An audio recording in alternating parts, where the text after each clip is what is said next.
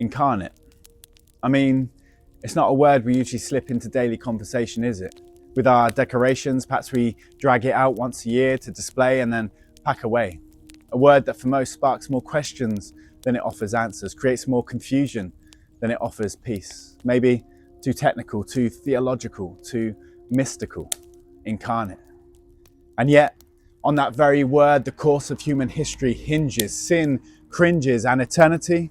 Well, it thunders in praise and adoration at God's plan, manifested and exhibited, signed, sealed, and delivered to us from God, incarnate.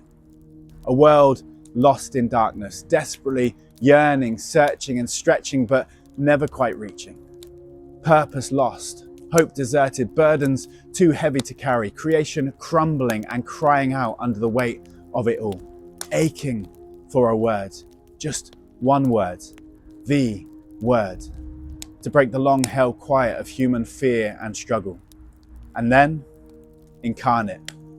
The night was silent because for just a moment all of heaven held its breath in anticipation and groaning and adoration, waiting and watching and listening for love to speak, for God to speak. Not in wind or thunder or earthquake, but in the single cry of a newborn baby.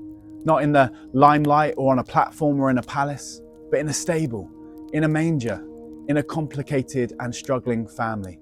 Into the place that animals feed, delicately placed, the bread of life, incarnate.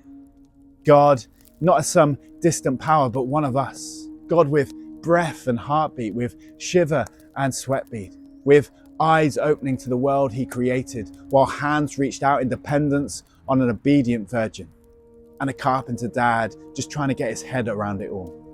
The word becomes flesh and dwells among us, incarnate. No wonder angels sang and shepherds left their post. No wonder stars shined and kings traveled. No wonder authorities scrambled as their power-hungry plans unraveled at the coming of this new king, the king of all kings. No wonder the world watched while struggling to understand it. No wonder a new word was needed to try to describe it. Incarnate. A word that doesn't just transform history, but transcends it, with a message and a story that still holds true today for those with ears to hear it.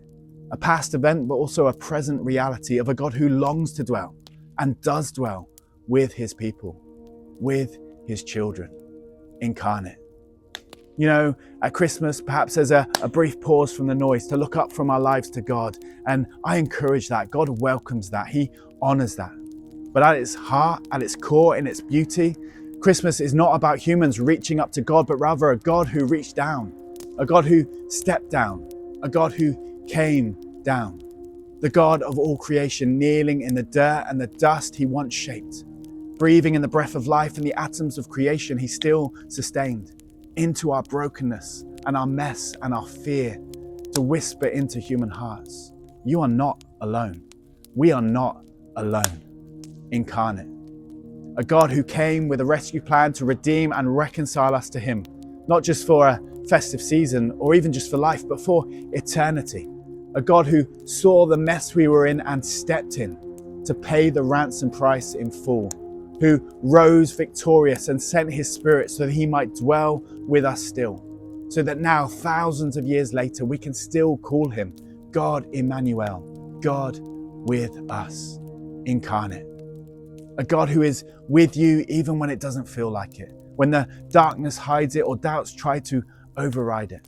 A God who's not far off, disinterested or distracted, but suffers with us, knows our pain and our struggles, and says, I am the way and the truth and the life. Come to me, all you who are weak and heavy burdened, and I will give you rest for your souls. Incarnate. So yeah, I guess it is a strange word that does need unpacking, like the Christmas boxes that we pile our tack in. But when we discover what it means about God, about us, it changes everything. Our today, our tomorrow, our eternity. Because into the darkness, God sent light. Into the chaos, God exercised his sovereign plan. Into hate, God reached out in love. Into a lost and hurting world, God sent Christ. For you, for me, for all who might one day believe, so that we, through him, might become children of God, incarnate.